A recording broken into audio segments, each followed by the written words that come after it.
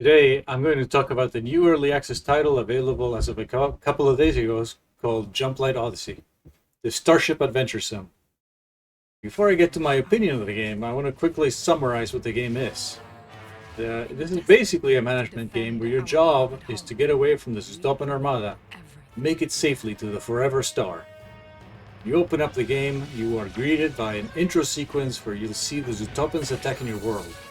You launch into space to defend it, but it's already too late, as the Zutopan leader is firing the world-destroying weapon, which kills it.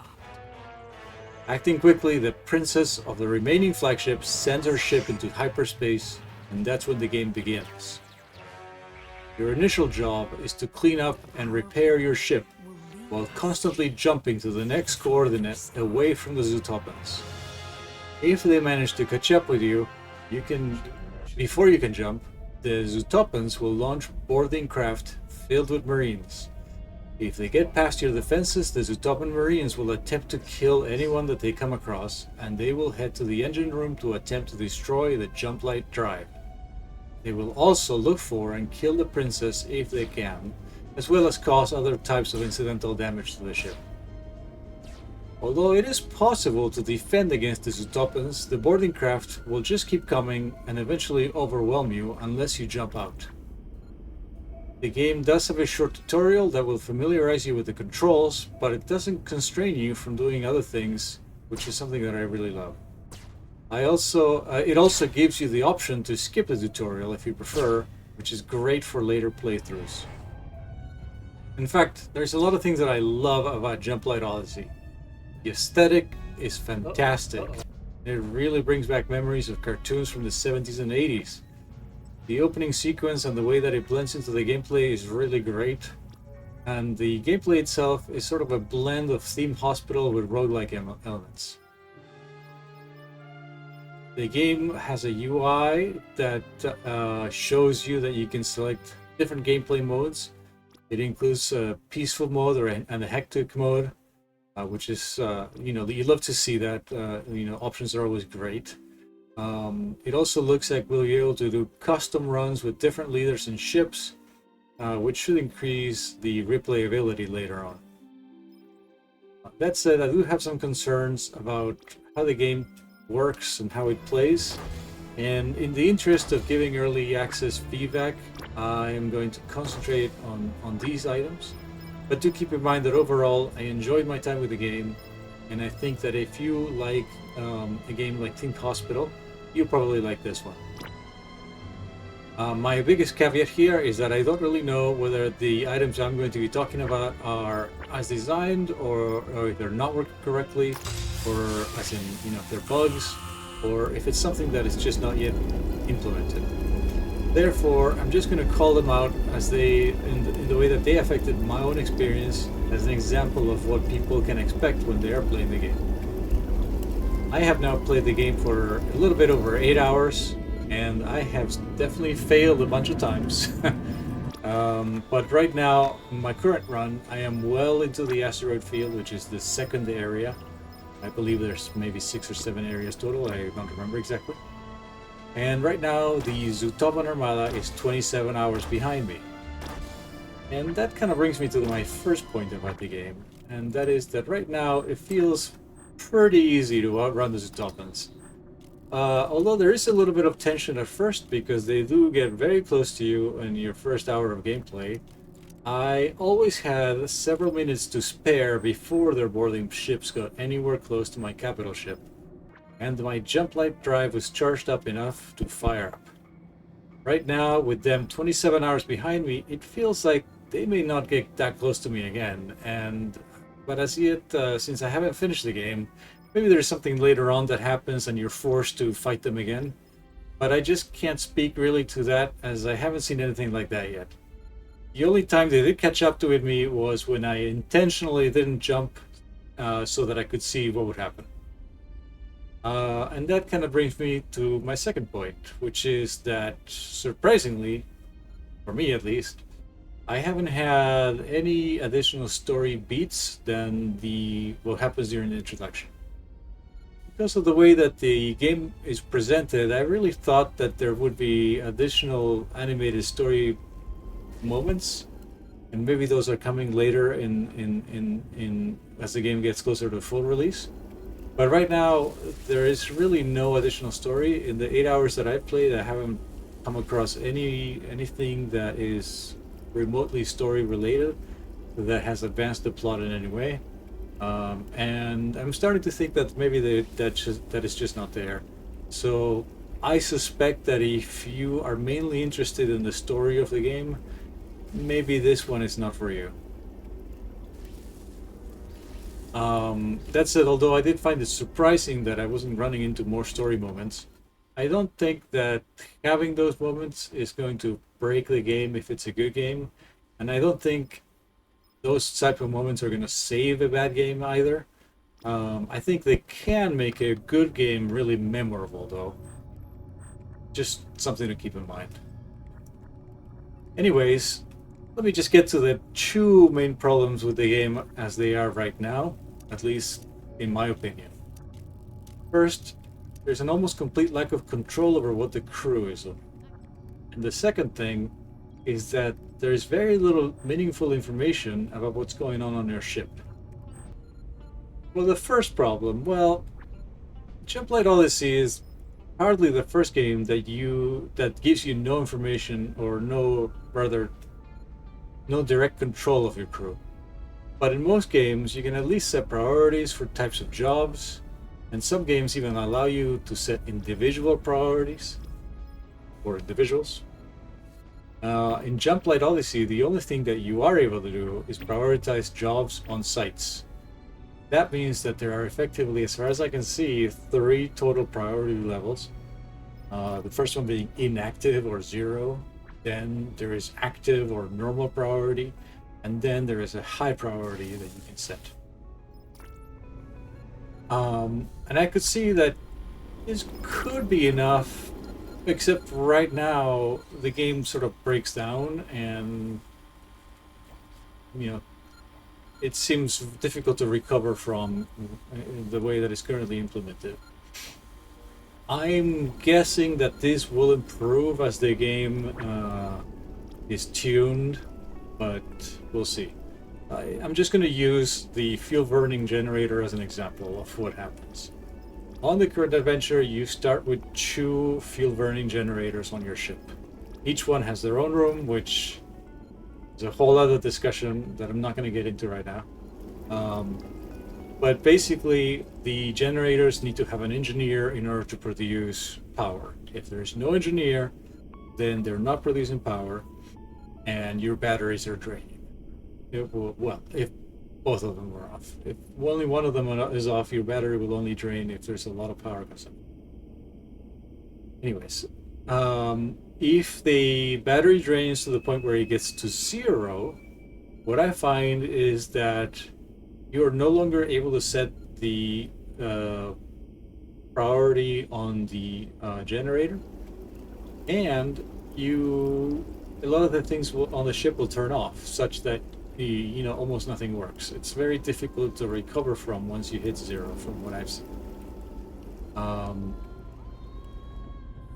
The real problem is that by default the crew seems to just ignore the generators. They will occasionally use them, but they mostly just leave them alone, and you're pretty much guaranteed to hit 0 power in your gameplay if you don't do anything.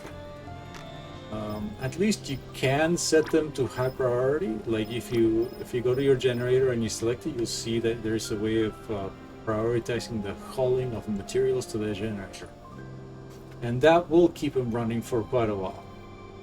But eventually the crew that are manning the generator will get hungry or thirsty or whatever it is that makes them leave the generator, and they hardly ever come back.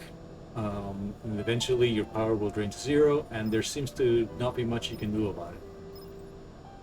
You can try to build a nuclear generator. Nuclear generators do not appear to have a crew requirement, but so far I have been unsuccessful in building one because of the next problem. Basically, sometimes you create a build order, and then it just sits there. And it's difficult to say why. There are absolutely at least 3, maybe 4, depending on how you look at it, reasons why it might not be being built. The first one is that maybe no one can get to it. Typically, though, orders or build orders cannot be confirmed if they are built in such a way that the structure isn't reachable. So most of the time, this is not going to be an issue, but maybe there's damage after the fact or something like that, and your workers can't get to something. But the game is pretty good at telling you that what's going on in that sense. So that's not an issue. Secondly, maybe you don't have enough material development. Again, the game usually does a good job of letting you know if this is what's going on. And 3, sometimes you are missing some sort of dependency, such as needing a 2D printer next to the ammunition printer. If that's what's happening, again, the game tells you, you can mostly figure it out. And last is if there's a whole bunch of other orders on top of yours, or on top of the one that you're looking at in particular. So maybe if I have, I don't know, 10 other things queued up for construction, and this one is the 11th, obviously the number 1 is being worked on right now.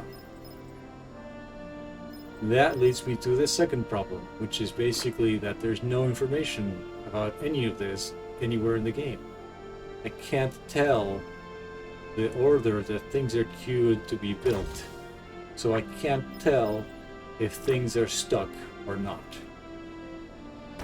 and where the problems are. It's difficult to figure out where the problems are. I think it's probably a good way of putting it. By the way, I did come across a bug where I had a whole bunch of crew that were all stuck in a doorway. That could account for some of what is happening, because obviously that's a large number of crew and they're not doing anything, so maybe that's why some things are just sitting there without being built or being worked on. But there's really no way of knowing even that, because you can't tell what individual machine each personnel is trying to get to. The information available really perplexes me for this sort of game. The game has consoles on the bridge, for example, that they even tell you are like the best friend for a supplier officer, because it tells them everything they need to know. But when you look at them, they don't really have any useful information. In fact, I think I looked at those screens once, decided that they're not useful, and never looked at them again. Another great example of the lack of information is the way that you set away missions. So when you get to a destination, you can send shuttles with crew on away missions.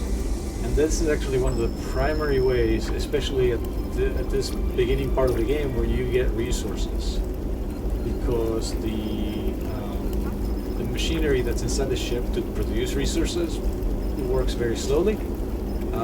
Your away missions are going to get you way more resources than you can make in your ship, at least in the beginning. Later on that might change, I don't know. So during the away missions, your crew members continue to get tired, they get hungry, etc., which is totally to be expected, and that's great. They can also suffer physically and mentally from the mission. Also great, I love it. You'll quickly figure out that if you send crew members that are not in perfect physical condition, perfect mental condition, into missions continuously, you're going to run into problems. I don't know if it actually affects the failure rate of the mission. I actually suspect it does not. But they have a higher chance of dying as soon as they step out of the shuttle. That's certain, because I've had that happen to me several times.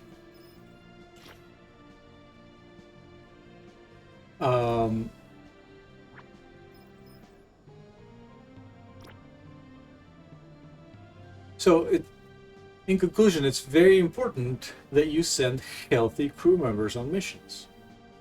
So why is it that when you click on a shuttle, and you can see the crew members on the shuttle, there's nothing there that tells you what their condition is.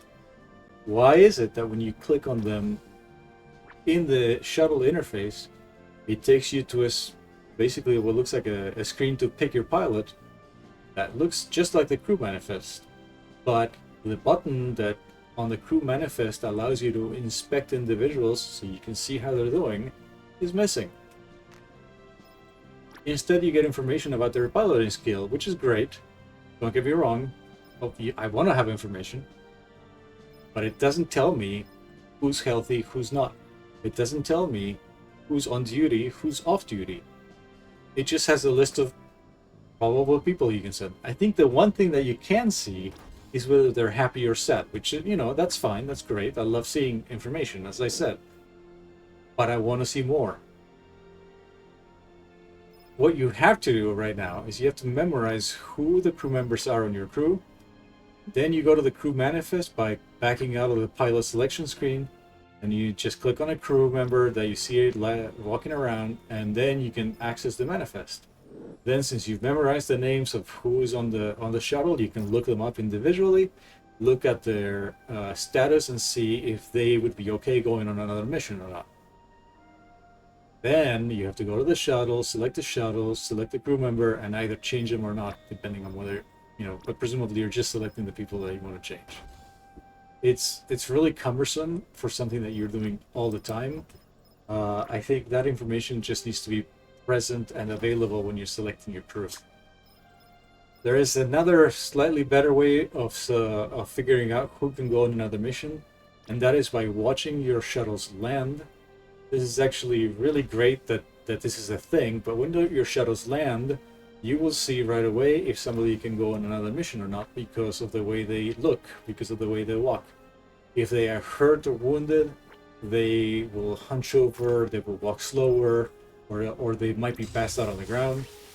And by the way, if they're passed out on the ground, they will automatically get removed from the shuttle's roster, so you don't even have to worry about those guys. As they can't go on another mission to begin with.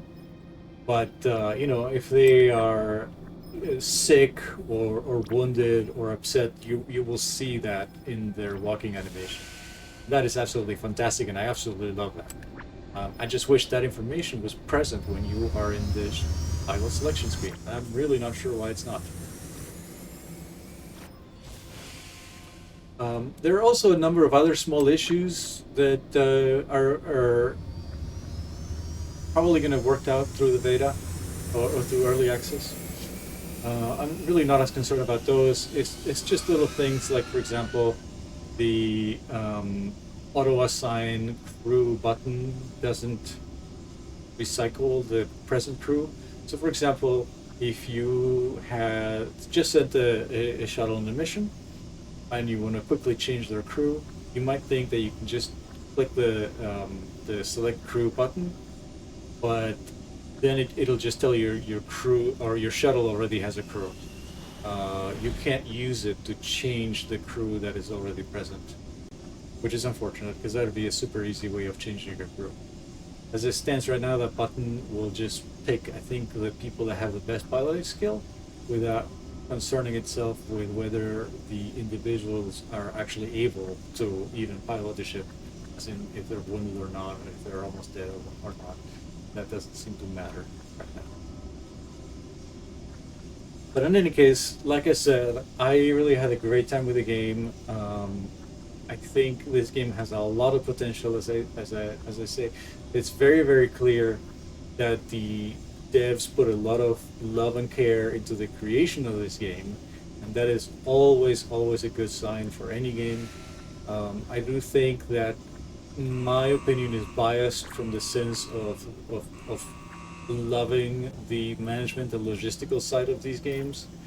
And I suspect that devs are trying to make it approachable for more people that don't necessarily like to see all the numbers and whatnot behind the scenes.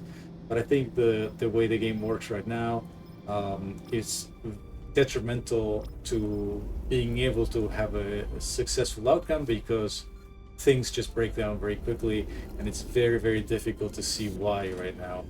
You have to really kind of delve into the game to figure out what's going on. Anyways, that's been my opinion of the game. I hope that's been helpful for you. And I'll see you on the next one. Thanks again for watching.